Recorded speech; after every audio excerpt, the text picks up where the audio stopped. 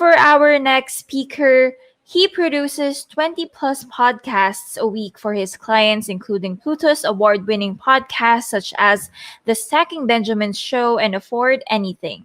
He also created the Podcast Editors Club, which has more than 6,500 members, and co created the Podcast Editor Academy, a membership site with tons of resources for other podcast editors.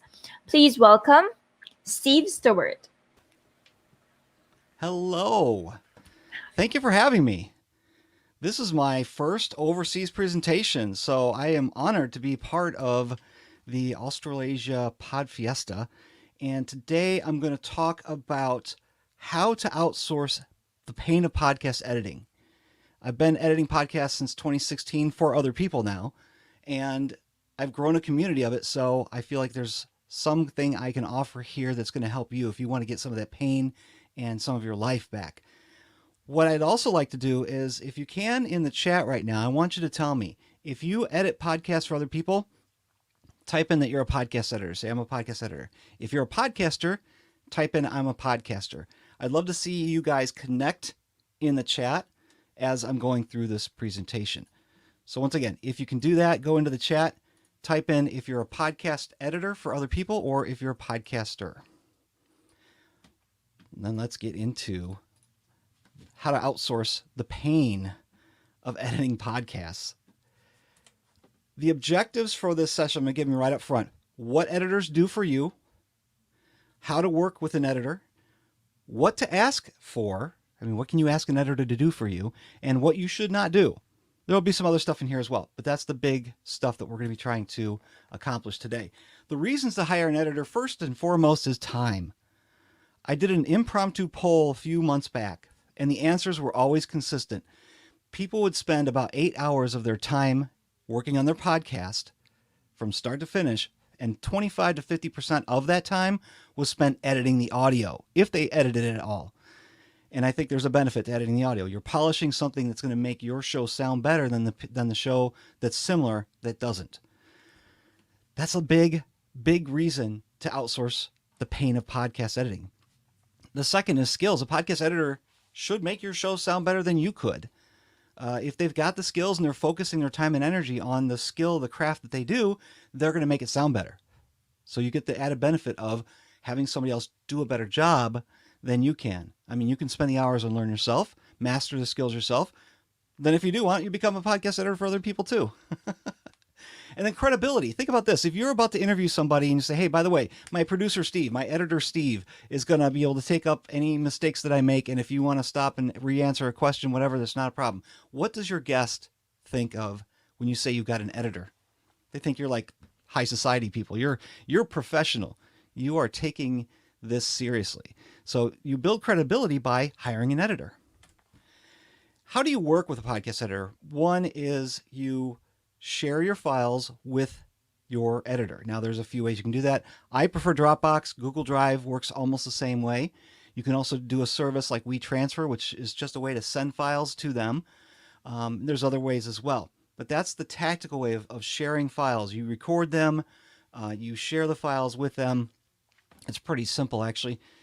And I would recommend that for the organizational structure, especially if you've got a Google Drive or Dropbox that you share with them, have a subfolder for each episode, because that's going to help you to stay organized. It's going to help you to be able to provide all the information to them. It could even be like a visual checklist for yourself. You can put in the show notes. You can put in, if you do episode artwork, all that stuff can go into this folder, and it's organized. It's separate. So you got episode 1, episode 2, episode 3. And then, of course, communicate. How do you communicate with your editor? You could do it through email. That's most common. You could do it through Facebook Messenger. You could do it through Slack. I have about 9 Slack channels that that I'm in. It's crazy. But that's how we communicate sometimes. If they need something, they send me a Slack message, and I just respond right back to them in Slack. Emails, just as good. What an editor does for your show, because that's really the key. If you're going to have an editor work on your show for you, they're going to improve the audio and the performance. Not only do they, take out the noise, they cut out the faux pas. Maybe you do a little bit of pre-show chit chat, or maybe there's a time in the show where you got to stop, regroup yourself. whatever. Take out the ums. That's a big one. And level the volume. I'm surprised still today that shows have a problem with keeping their volume constant. Things are recorded with different volumes. That happens all the time. That's a given. But to have them go out that way just seems like a mystery to me, because there's so many tools you can use to amplify the volume. Some are automated, that it's almost a no-brainer. But you wouldn't have to mess with that if you hire an editor. They should also assemble the episode for you. So they're going to put all the pieces together: your music, your bumpers, your stingers, your pre-recorded voiceover, your pre-recorded ads, whatever you're going to do. They should be able to assemble that all for you. And of course, mix it together down to an MP3 and provide that back to you. Or maybe, like I do for my clients, if they want me to, I'm going to upload it to their media host for them. And there's ways to do that pretty simply, and even not by giving out their login passwords to you. So that's really good. The benefit here is it's taken all that time away from you sitting at your computer editing and producing the show, giving that back to you so you can focus on more things. And we'll talk about that in a little bit. Of course, the big question is, okay, so I've got an editor. Obviously, it's going to cost something, and we'll talk a little bit more about that later. But how do you pay your podcast editor? This is variable here, because they could be charging you per release. I know some editors who every time they release an episode, they're sending them a PayPal invoice, or they might do it by week, just by calendar week, or per month. I have a per month package fee for some of my clients, and I have other clients who pay per episode, but I only invoice them once a month, and it's just the way I do it. Or it might be a package deal. If it's a launch package, if it's hey, you're the podcaster, you want to hire an editor. Let's say Joe is going to edit your show for you, and you hire them. You say, here, I've got 10 episodes. What'll it cost? Maybe they'll give you a bulk deal as well, just like going to Costco, right? Do you have Costco over in Australia? I don't know. Through their invoicing system is how you normally pay. Now, some people will just say, hey, send me PayPal. Okay, most of us know how to do that. But professional editors are going to use a tool to keep their books in line, because this is a business. QuickBooks, FreshBooks, Wave Apps, they have ways to actually invoice you and have you just click a button and it'll say, okay, how do you want to pay? It just makes that process easier. So that's another way of how you pay your editor. And then there's the other ways, the Venmos, the Zelle, Wise, which was TransferWise, just changed recently, and paper check. I still have a couple clients send me paper checks, and it's cool. I think it's pretty neat to get a paper check because there's no processing fees that come out of that. What not to do, though, because this is the key. If you've got an editor and you want to work with them, you can't assume more than what you've agreed upon. You enter an agreement, you can't assume more than what you've agreed upon. And, well, let me get to the scope creep in a minute, but a good podcast editor is going to do their job, but they're not mind readers. We aren't mind readers. A good editor is going to ask you what you want, but if there's something that they're not asking you because they don't know to ask it, then provide them information. That's fine. Also, don't expect more than what, to provide them more minutes of audio. You don't want to, expect more than what you've agreed upon. I've said that 3 times now. It's really important because scope creep is a real deal. I have clients all the time say, oh, my show's going to be about 20 minutes. And then after a couple of months, they start sending me 30, 35-minute recordings. So I'm like, okay, this is not what we agreed upon. And we have a discussion. Be ready for that, because they should have a discussion with you if you're going to hire out this stuff. And all of a sudden now you're expecting them to write your show notes when there wasn't any kind of conversation about that. And then pay late. Of course, don't pay late. I mean, people like to eat. They like to get paid. And you like to get paid your paycheck. They like to get paid as well for the service that they're providing to you. And this is the key now. If they do fail you, this is how they will fail you. See, I'm telling you the good stuff and the bad stuff. How they fail you, they miss deadlines. That's a bad problem. If you provided them the files long enough in advance, they shouldn't miss the deadlines if they've agreed that, 3 business days, no problem. If they make multiple mistakes, of course, give them some grace. If they make some mistakes, point it out to them, say, hey, this is a problem, let them fix it. They should be willing to fix it. And if they don't communicate with you, that's a problem. They fail you if they're not communicating with you. They should at least communicate with you. Hey, it's all done. Let me know if you have any questions. That's a simple, email or a Slack message. They fail you if, and you want to communicate in writing if there's a problem here as well, because you want to keep track of your conversations. I've had conversations before with people, and I go back to them later to say, did I talk to this person about this thing? I can't remember. It's just so much easier to search through email because, Gmail is fantastic. You can do lots of searches in there. And it finds stuff for me that I forgot was even in there. So if they're failing, talk to them. And if they prefer written communication, make sure you put it all out in writing. Capture it in email is probably the easiest way to go. And give them a second chance. Like I said earlier, give them grace. A good editor is going to try to make it up to you. Now here's the question. How do you find a good editor?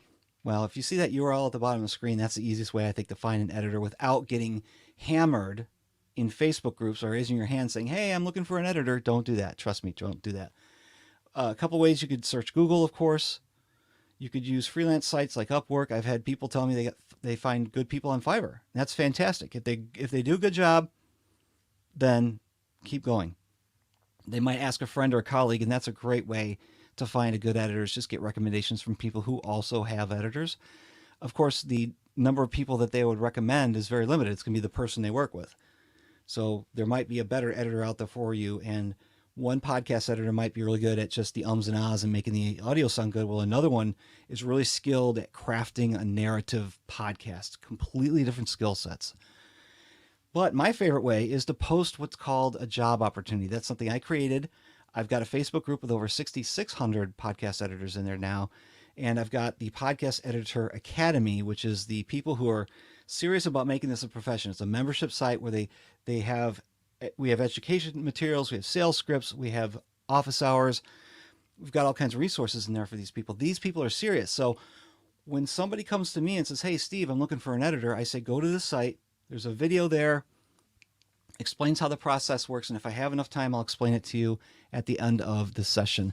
But it's basically, you create a Google form or any kind of an online application. You give me that link. I post it to the Academy, and people will submit to you through that form. That way you never go into a Facebook group, raise your hand, and get pinged by 80 people saying, I'll do it, or DM me, or I'll DM you. Who has that kind of time? You don't have that kind of time. That's why you're hiring a podcast editor. It's at stevestewart.me/find an editor that shows you exactly the process. Now, how do you hire a podcast editor? The last slide was how do you find one. This is how you hire one. So you create a Google form, you ask questions in this form, and I'm going to give you some questions, some ideas what to ask. If we don't get to it on the slides, it's on that page, stevestewart.me/find an editor. Review the submissions that you get through the Google form or whatever process you're using. Typeform, I think, is one of them. Interview the applicants that you think best fit what you're looking for, the ones who answered the questions the best, and then enter into an agreement. That's how you hire them. They may have a contract. It's interesting that you're hiring somebody, but they're going to have a contract to work with you.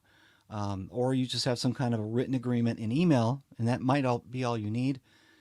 But once you enter an agreement, you've got an editor. It's fantastic. The process starts there. It takes the time and the headache away from you.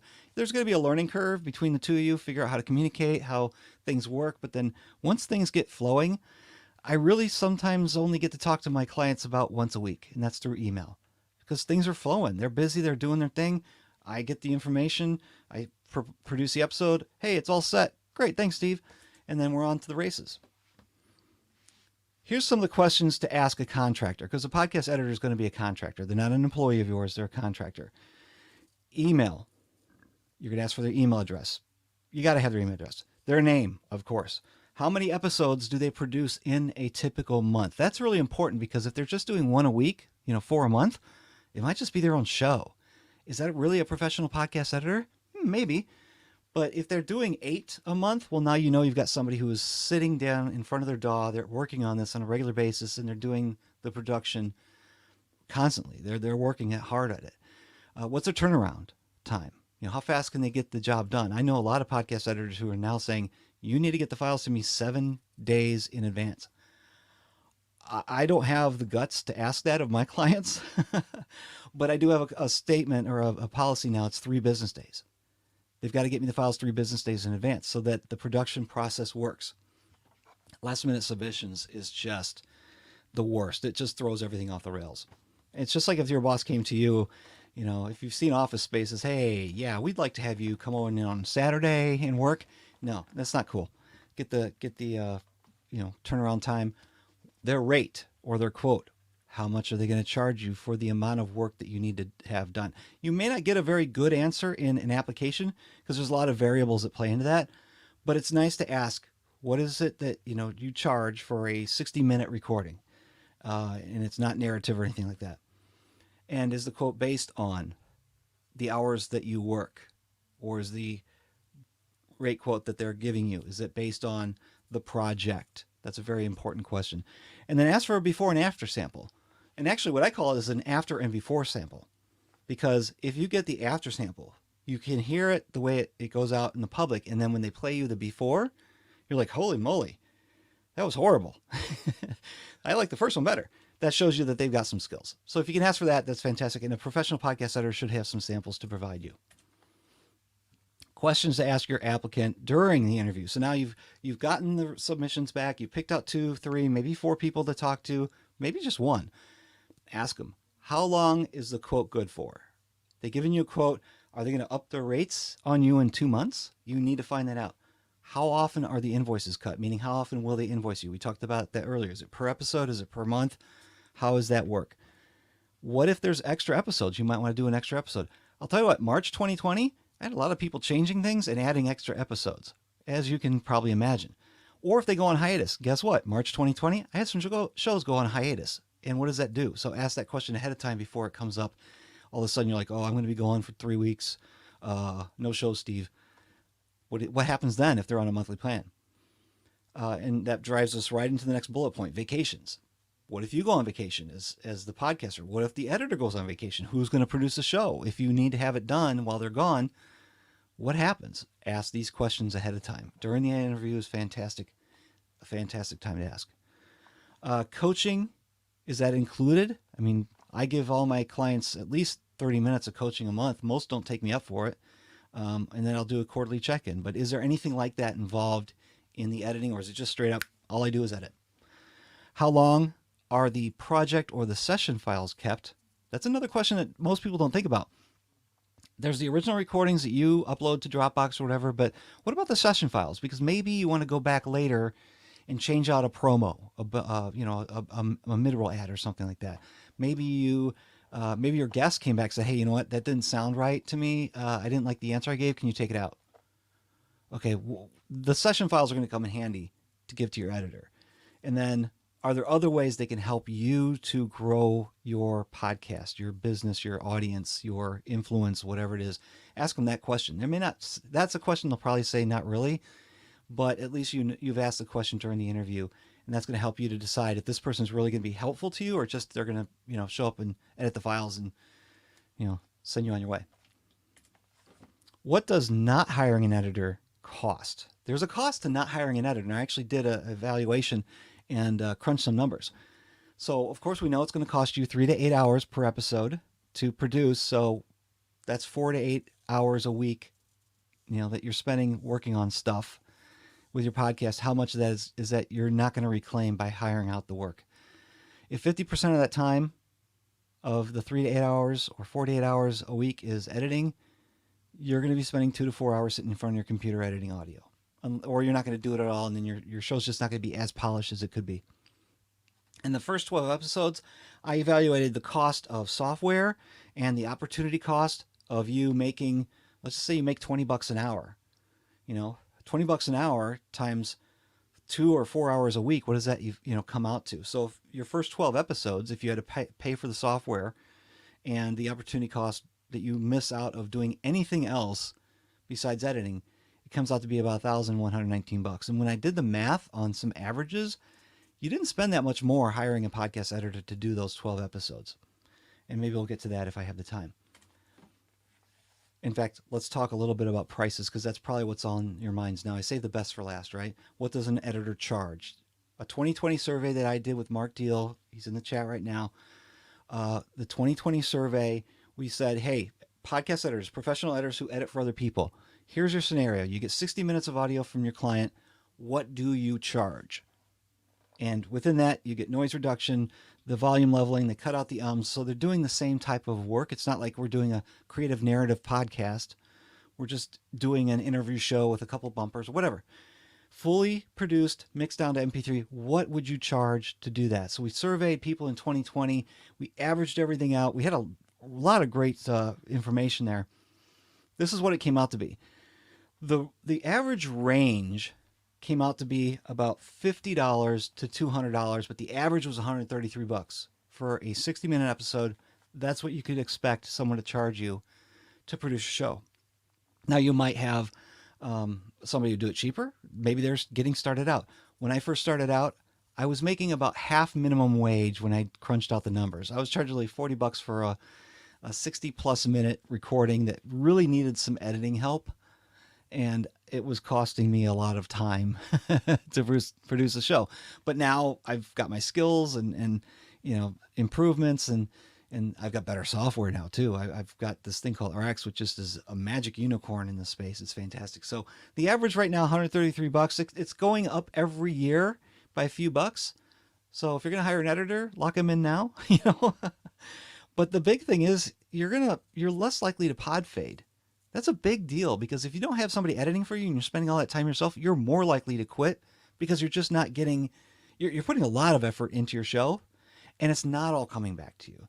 Whereas if you have somebody there who's expecting your files to show up and is, getting the show produced for you on time and it's sounding better, and you're able to spend more of your time focused on marketing, promotion, getting the good guests, things like that, then you're less likely to quit.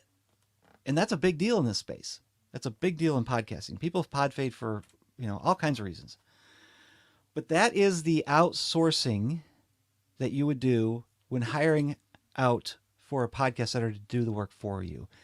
I'm going to go ahead and recommend again, if you want to use that process, go to stevestewart.me/find an editor. There's a video on there. You can watch it there. I explain kind of what I said here. This is where you go. You go create a Google form. I post it in the Facebook group, or I post it in the Academy first. And you can then go through all the submissions. So all you do is you create the form, you send it to me, sit back, wait for the applications to come in, download the CSV file or however you want to review the submissions, and then pick out the ones you like the best. That is how you're going to find an editor to interview, to hire, and to work with to improve your podcast, keep you podcasting longer, and impact the world with your show. I'm going to bring back in Erica and have her take me out. Right, Erica? Hey, Stuart. Thank you so much. You know what? That's one of the biggest problems of podcasters, because not everyone is really, into editing. And I think making content is really different from editing your content. And your talk was really helpful, actually, for me too, as a podcaster myself. So if you have more questions for Stuart with regards to editing your podcast or finding yourself an editor, you may hop in the Hop In platform and, go to the session button and ask him questions for 10 minutes. All right. Thank you over here so somewhere. much, Stuart. Thank you. Bye.